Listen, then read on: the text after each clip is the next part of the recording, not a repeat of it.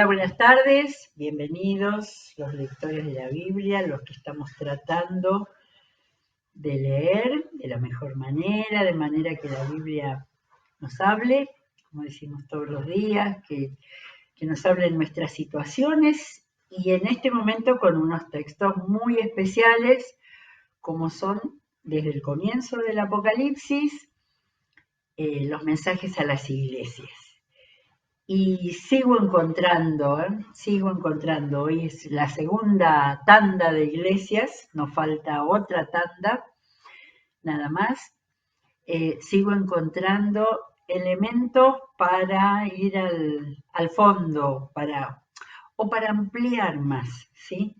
Eh, Decimos conceptos como la Biblia tiene una riqueza incalculable, porque siempre nos da la posibilidad de encontrar algo más, ¿sí? Aún con la Biblia sola, o sea, sin comentarios, sin el trabajo de aquellos que han estudiado y escrito tantos libros, hay comentarios bíblicos generales excelentes, pero acá estamos haciendo ejercitación en la lectura personal, con las referencias muchas veces. Hoy tuve que buscar varias referencias para entender y con la ayuda de alguna nota. Los que tenemos Biblia de estudio es muy buena, sobre todo para aquellas cosas que no podemos comprender de costumbres o también con las referencias históricas, geográficas,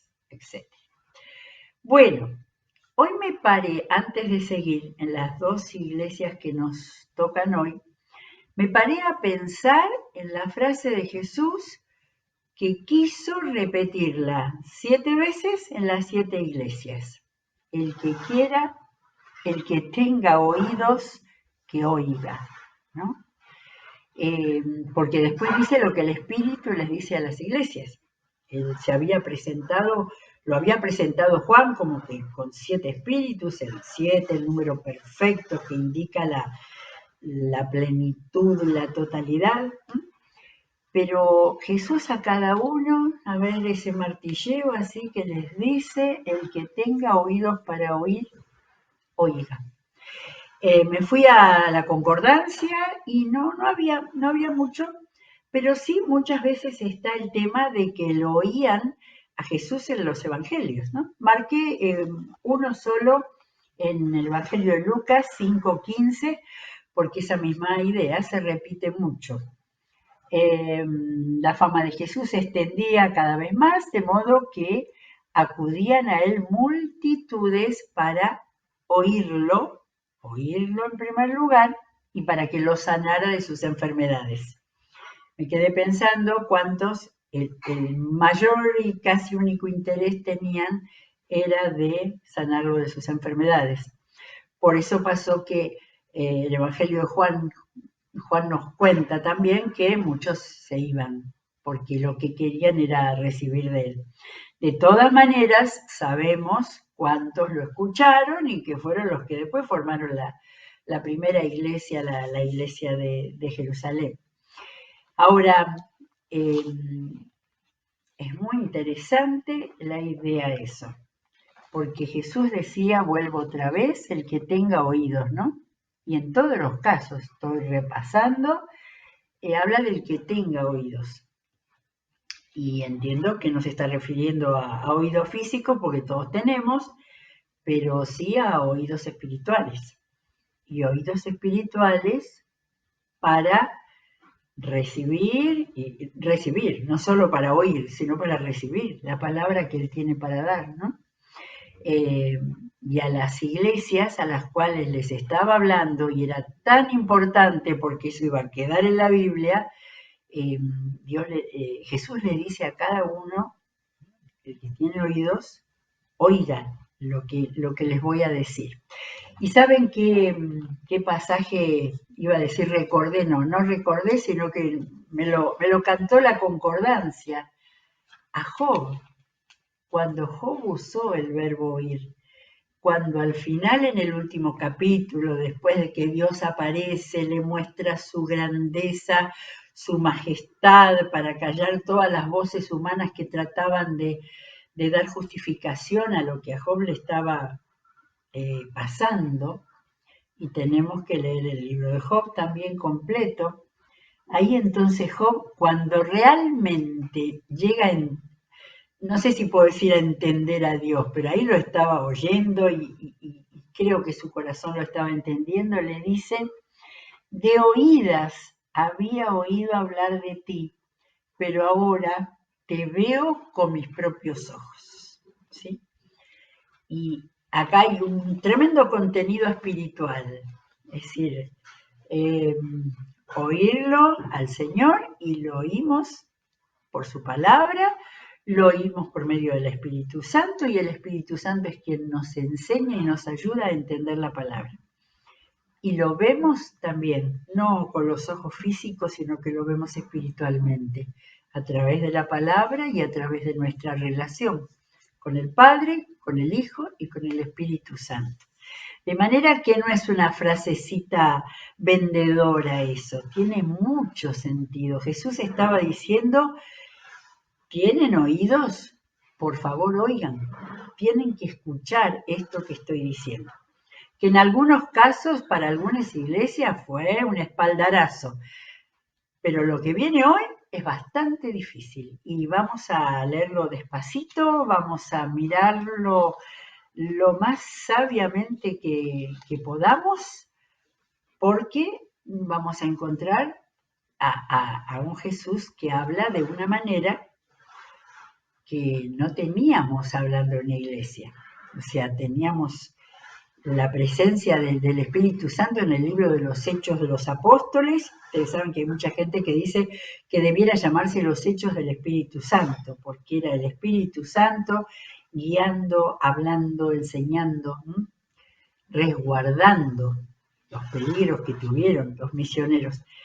Pero acá nos ha dado la posibilidad de escuchar palabra de Jesús hablándole a una iglesia, ¿sí? Ya el contexto histórico, geográfico lo vimos, pero vamos a escuchar, porque somos una iglesia de este siglo XXI, y los que no forman parte de la iglesia, esto es una invitación a que formen parte, porque van a escuchar la palabra del Señor de la iglesia. Carta de Tiatira. A ver, tengo varias cosas sobre Tiatira. Claro, Tiatira nos suena porque el primer punto que entró el apóstol Pablo en Europa y en Grecia, que fue en Filipos había una mujer de Tiatira, comerciante de telas, y es interesante pensar que de la provincia de Asia, de lo que nosotros hoy llamamos el Asia Menor, esta mujer haya ido a establecerse a Filipos, la provincia de Macedonia, la provincia del norte de Grecia. Y entonces, buscando un poco, había una gran cantidad de gremios que se dedicaban a lo textil, entre otras cosas.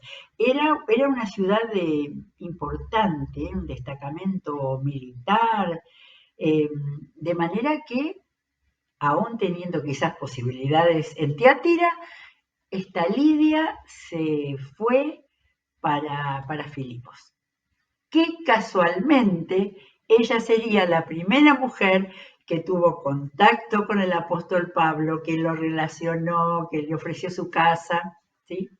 Qué interesante la obra que el Espíritu Santo habrá hecho en Lidia para guiarla hasta allá, porque tenía una misión.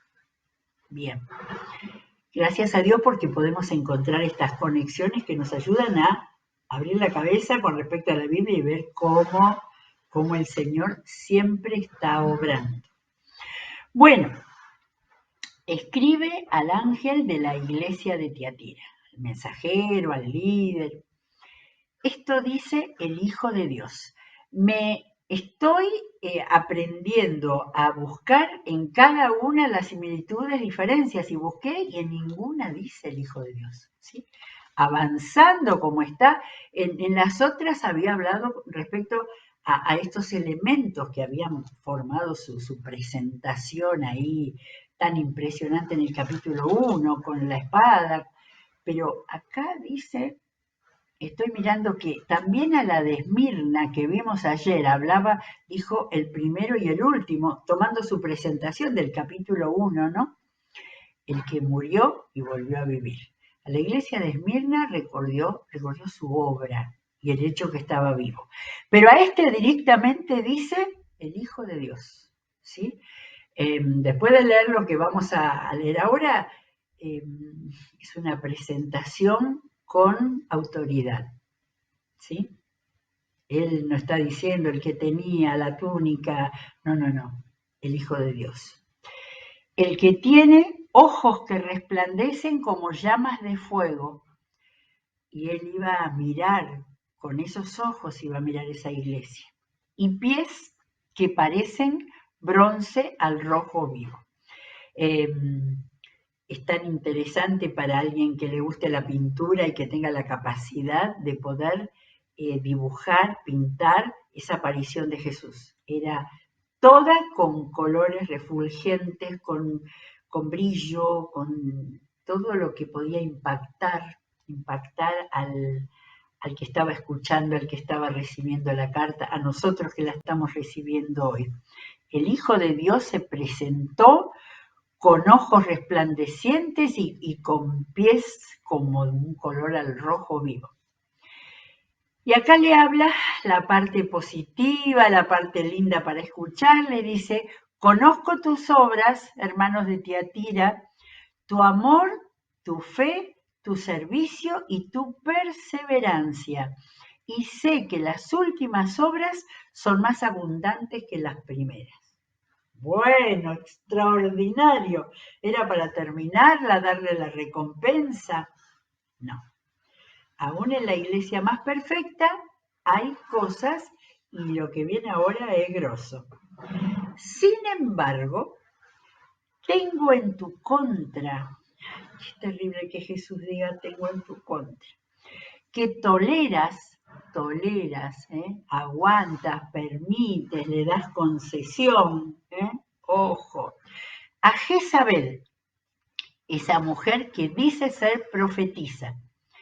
Con su enseñanza engaña a mis siervos.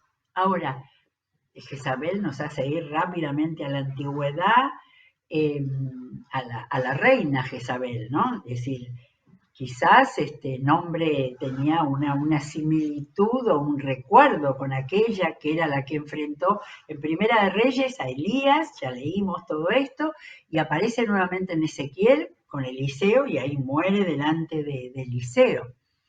Esa mujer que tenía Baales, no me acuerdo un número de Baales tremendo que ella mantenía, alimentaba y con esa había degradado la fe de Israel.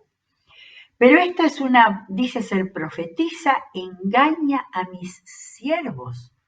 No es que estaba engañando a la gente de Tiatira, estaba engañando a los siervos del Señor. Por eso lo que vale leer palabra por palabra a veces. Pues los induce a cometer inmoralidades sexuales y a comer alimentos sacrificados a los ídolos. O sea, dos puntos, la vida moral y la vida religiosa que estaba pautada para, es decir, Pablo habla mucho de este tema y dice que lo importante de eso es no hacer caer a nadie. Para los creyentes, ver a alguien comer lo sacrificado a los ídolos era algo que había que marcar la diferencia, ¿sí? Le he dado tiempo para que se arrepienta de su inmoralidad, pero no quiere hacerlo. Acá no sabemos de qué manera esta mujer que estaba metida en la iglesia tenía algún tipo de relación con Dios para que pudiera escuchar alguna cosa en la que el Señor le estaba recriminando su conducta.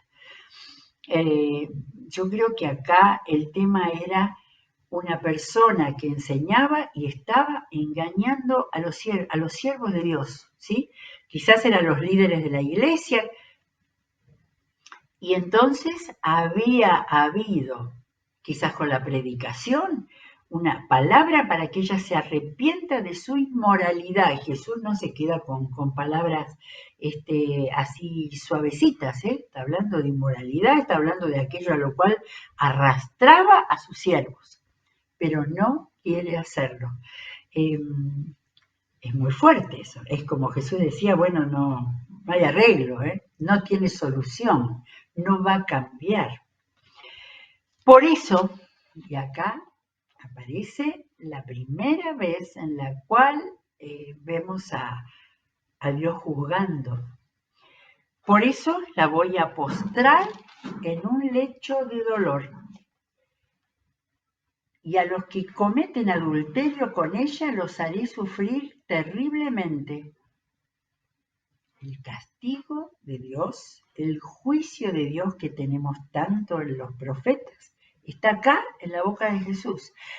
A menos que se arrepientan de lo que aprendieron de ella. O sea, evidentemente para ella ya no había ninguna posibilidad de arrepentimiento, ¿sí?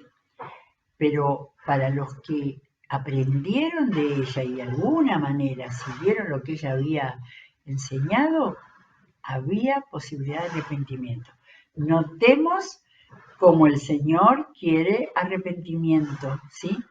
Que no nos dejemos, es decir, tapar con el hecho que permanentemente estamos proclamando para que la gente conozca al Señor de la bondad y de la compasión de Dios.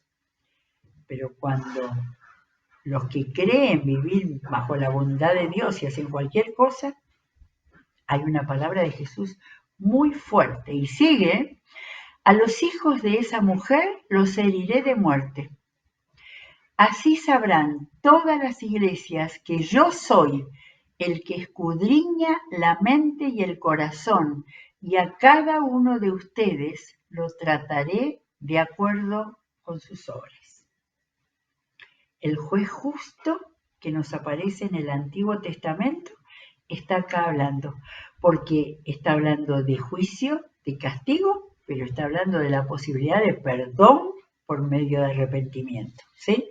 Él se ha presentado como lo que es el Hijo de Dios.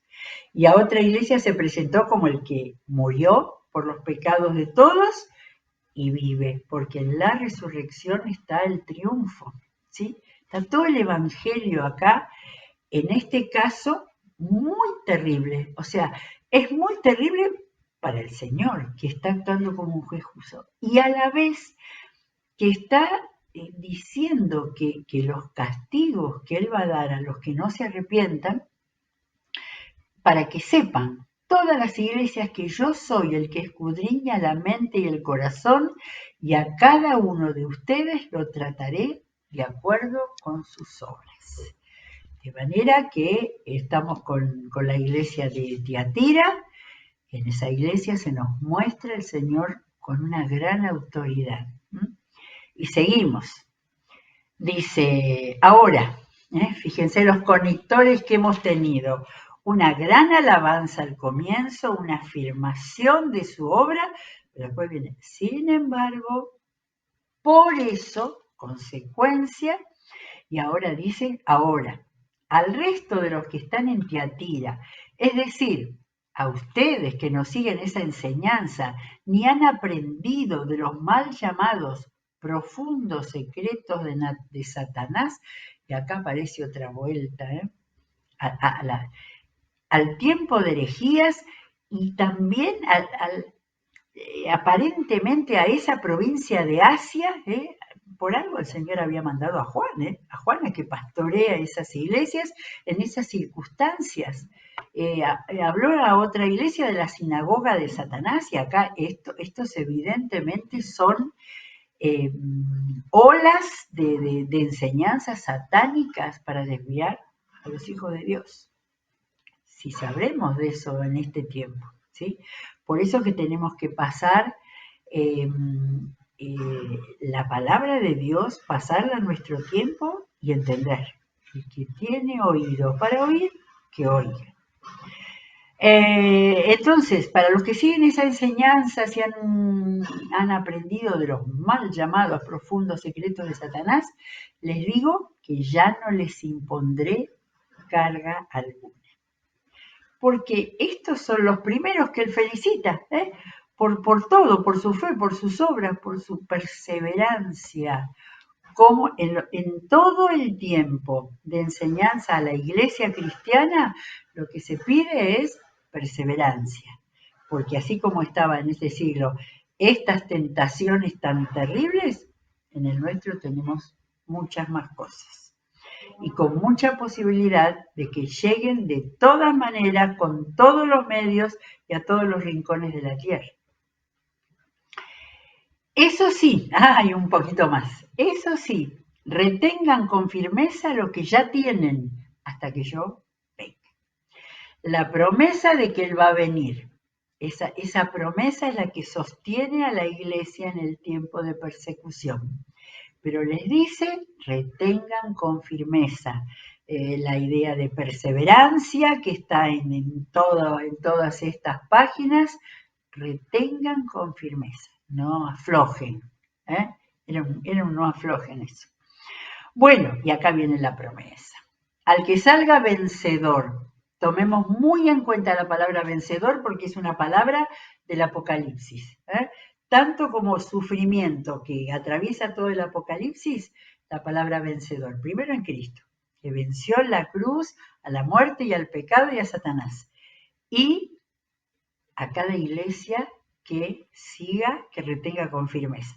Al que salga vencedor y cumpla mi voluntad, está hablando Jesús, y cumpla mi voluntad hasta el fin, le daré autoridad sobre las naciones, así como yo la he recibido de mi Padre. Bien, acá hay que buscar en el Antiguo Testamento porque Jesús está explicando la Biblia. Y está hablando en este caso del Salmo 2, un salmo difícil, un salmo que habla de algo que, por eso sirve un pequeño comentario al pie. Este era un salmo de coronación de los reyes, era un salmo que hablaba del poder de los reyes. Pero como cada vez que habla del poder de David, finalmente del rey David como el rey símbolo, lo que está hablando es del Mesías. Y miren la frase que Jesús citó, 2:8. Pídeme y como herencia te entregaré las naciones, tuyos serán los confines de la tierra. Y esa es la palabra que Jesús estaba citando sobre él. Ahora, me fui un poquito a leer un poco más. Miren esto. Ustedes, los reyes, sean prudentes. Déjense enseñar, gobernantes de la tierra. Sirvan al Señor con temor, con temblor, ríndanle alabanza. Que sea así para los gobernantes de nuestro tiempo y que sea así para los gobernantes de nuestro país. Salmo 2:10. Ahora, en el Salmo 8, Jesús mencionó: al que salga vencedor y cumpla mi palabra, le daré autoridad sobre las naciones, así como yo la he recibido de mi Padre. Esa palabra del Salmo 2:8 estaba referida a Jesús, finalmente a Jesús. Iba a ir sobre los reyes que siguieran fielmente la dinastía de David, pero era palabra que el Padre le había dado a Jesús. Y cita otra más, cita Jeremías. Él las gobernará a las naciones, con puño de hierro, las hará pedazos como a vasijas de barro. Jesús en esta iglesia de Tiatira unió su mensaje de juez, y también al que se arrepienta, de llevarlo a ser vencedor. Vamos a ver Jeremías, a ver si lo tengo, porque yo lo marqué. Esto es Jeremías 19:11.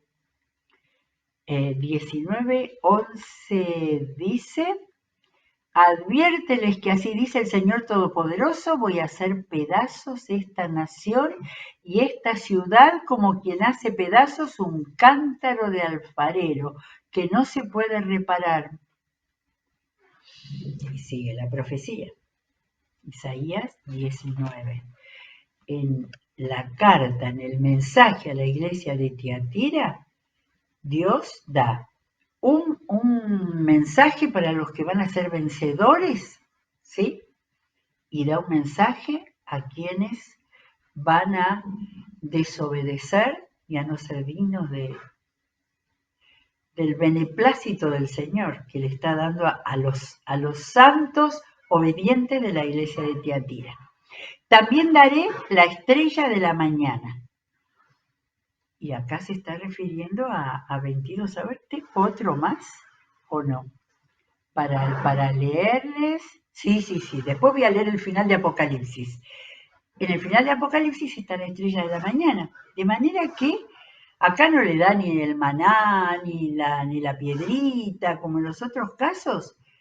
A esta iglesia que tenía tanta cantidad de gente que estaba errando el rumbo, sin embargo, los anima a ser vencedores y les dará la estrella de la mañana.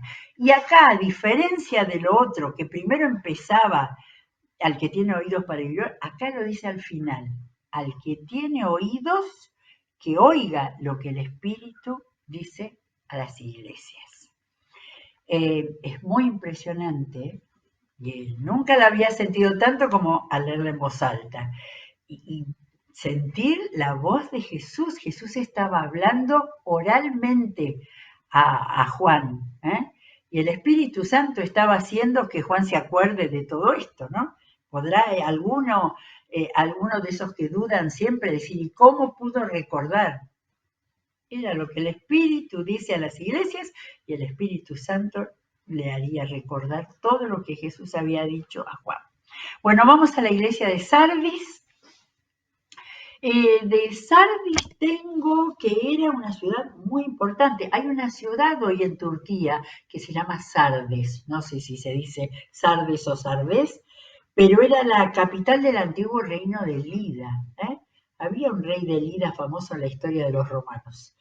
Era una ciudad con riqueza, con fama, que tenía todas esas cosas que muchas veces pueden hacer que la gente abandone a Dios y que esté detrás de lo que Jesús tanto había enseñado de las cosas materiales, de las cosas de la tierra y no de las de arriba. Pero en Sardes había iglesias cristianas, y entonces acá Jesús dice, escribe al ángel de la iglesia de Sardis. Esto dice el que tiene los 7 espíritus de Dios y las 7 estrellas. La forma en que Jesús se había presentado para contar de su majestad y de su poder, y que su palabra era lo más importante que podía haber en ese tiempo. Esto dice, ya lo leí, el que tiene los 7 espíritus y las 7 estrellas. Conozco tus obras. Bueno, a los otros también le había dicho, conozco tus obras, y ahí venía la felicitación, ¿no es cierto? Conozco tus obras, tienes fama de estar vivo, pero en realidad estás muerto. Esto parece una lápida, ¿sí? Parece ya que no había posibilidad, porque a la iglesia de Tiatira había empezado diciéndole todas las cosas positivas, pero esta iglesia tenía un problema, que creía que estaba vivo y que se pronunciaría como iglesia viva, ¿no? A ver, me acuerdo de 1.8, ¿no? ¿Cómo lo presenta a Jesús? Era 1.18, donde dice,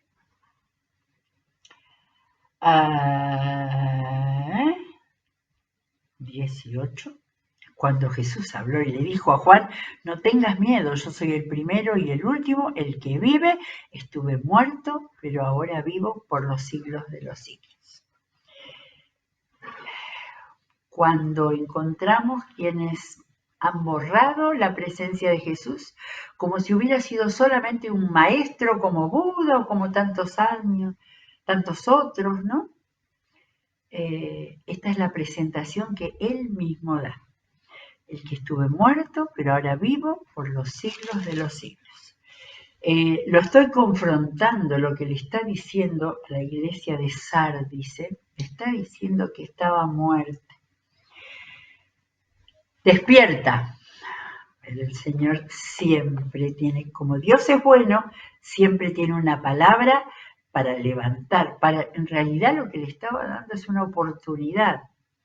Despierta, reaviva lo que aún es rescatable. Había algo rescatable. Es Jesús el que hoy también, si alguno lo necesita para escuchar que el Señor nos dice algo, en un momento de mucha depresión, de mucho decaimiento, de pensar que ya no puedo levantar cabeza, despierta, reaviva lo que aún es rescatable, pues no he encontrado que tus obras sean perfectas delante de Dios. El juez está dando el veredicto. Tus obras no son perfectas, ¿sí? Eso hace que se pueda hablar de una vida espiritual como iglesia de muerte.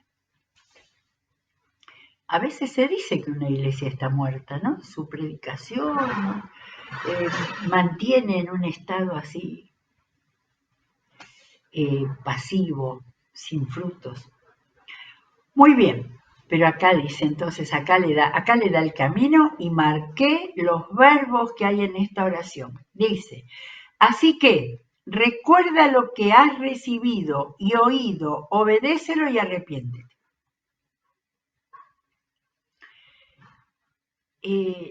Yo no sé bueno, hay dos pasos, ¿no? Yo creo que daría vuelta a los verbos solamente para nosotros, para que entendamos, porque muchas veces, especialmente los que leen las traducciones más antiguas, hay que pararse y ver, a ver, bueno, esas palabras, alguna que no entiendo bien, ¿de qué manera puedo aún ordenar las oraciones para entender? No vamos a cambiar nada de la palabra, solamente vamos a ordenar. A ver, dice, lo que has oído, era el tercer verbo, yo lo pongo primero. Oído, recibido, has oído, has recibido. Lo recibiste, lo escuchaste, estuviste en el culto, dijiste amén, te alegraste por la palabra. Pero Jesús dice, recuerda, que no se pase al salir del templo y ya está, ya quedó atrás. Recuerda. Por eso ese orden en realidad dice lo mismo, pero ahora en adelante Jesús dice, obedécelo y arrepiéntete. Casi también podríamos darlo vuelta. Arrepiéntete primero, arregla tu situación con el Señor y después obediencia, caminar con Él. Tanto que Jesús le dio importancia en el legado que nos dejó en Juan 14, 15, 16, donde habló solo con sus apóstoles y les dejó indicaciones y habló de la obediencia, de estar unidos a Él. Acordémonos de Juan 15, donde ahí tenemos la base diaria para nuestra vida cristiana. Entonces acá está el camino para volver a Él. Jesús les dijo, despierta y arrepiéntete, ¿no? Entonces el camino, oírlo, lo que se ha sido recibido, recordarlo, arrepentirse y caminar en adelante y obedecerlo. Si no te mantienes despierto, cuando menos lo esperes, caeré sobre ti como un ladrón. Esa comparación la había usado Jesús hablando de la segunda venida, ¿sí? Acá está el juez. Jesús es el juez y también es el abogado y también es el consolador, porque por eso nos dejó el Espíritu Santo. El Espíritu Santo no es para que nadie diga, bueno, esta iglesia negativa, le ponemos la cruz, esta no te... No, Jesús no le puso la cruz. Jesús le dio la posibilidad de volver atrás, volver a recuperar, nada menos que para vivir. Porque le dijo, estás muerto y tenían que vivir. ¿Qué más? La última reconvención, Jesús estaba hablando como un padre que le dijo al hijo, última oportunidad, caeré sobre ti como un ladrón, sin que lo esperen. Tenían ya en ese momento que arreglar. Imagino lo que puede haber sido para la iglesia de Sardis el haber recibido esta carta. Juntos los hermanos, con uno que la tenía, que tenía el rollo y que la leía. ¿Qué habrá pasado? ¿Qué habrá pasado con ellos? ¿Sí? Sin embargo, menos mal. Sin embargo, tienes en Sardis a unos cuantos, no dice cuántos, a unos cuantos que no se han manchado la ropa. Sigue con el lenguaje figurado, Mancharse la ropa es con el pecado. Que no se han manchado la ropa. Ellos, por ser dignos, andarán conmigo vestidos de blanco. Y ya acá les estaba dando la promesa. Andarán conmigo vestidos de blanco. Y los vestidos de blanco serían los que habla el Apocalipsis al final, de los capítulos 20 al 22. Andarán conmigo vestidos de blanco. Al que salga vencedor, se vestirá de blanco. Aquí está, lo anticipó y después lo prometió. Primero lo anticipó. Esos, por ser dignos, el uso de esta palabra, Dios está queriendo que seamos dignos de Él. Dice que sean dignos y se vestirá de blanco. Jamás borraré su nombre del libro de la Biblia, de la vida, del libro de la vida. Promesa que se ha dado otras veces en la palabra, del libro de la vida. Sino que reconoceré su nombre delante de mi Padre y delante de sus ángeles.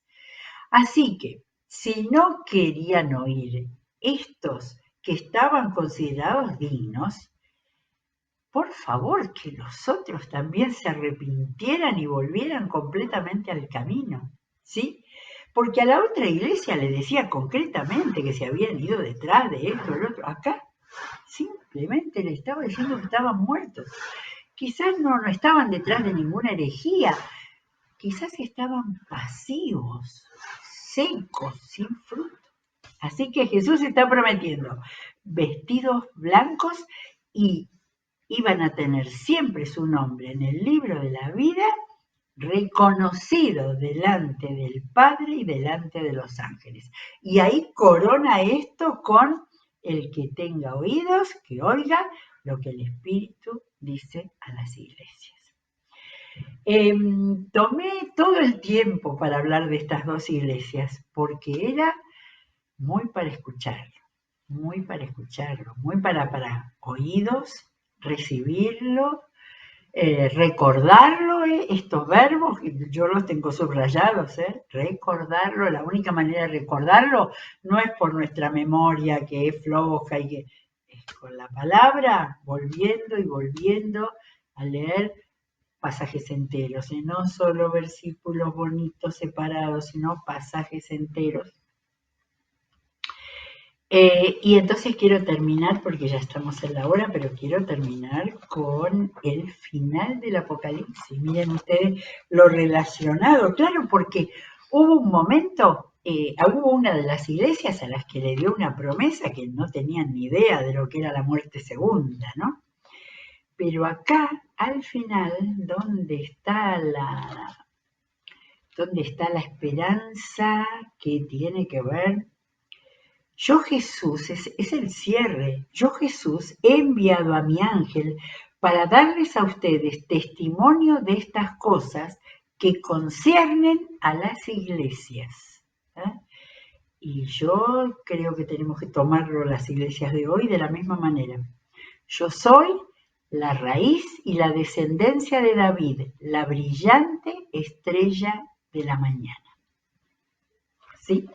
De manera que había promesas de la estrella de la mañana a estas iglesias que todavía no sabían muy bien lo que eso significaba, pero el Señor ya se las estaba dando. Y sabemos que Juan escribió para las iglesias este Apocalipsis y se distribuyó, porque si no hubieran llegado no lo tendríamos nosotros en nuestra Biblia. Bueno, gracias a Dios por la palabra. Gracias a Dios porque podemos leerla con libertad y pidámosle como cada vez que abrimos la Biblia al Espíritu Santo que nos revele, que nos enseñe, que nos muestre para poder seguirlo, para apuntar a llegar a ser vestidos de blanco cuando lleguemos a su presencia. Mañana seguimos, nos quedan Filadelfia y la Odisea, las dos últimas. Que el Señor nos bendiga y volveremos a ver la Biblia.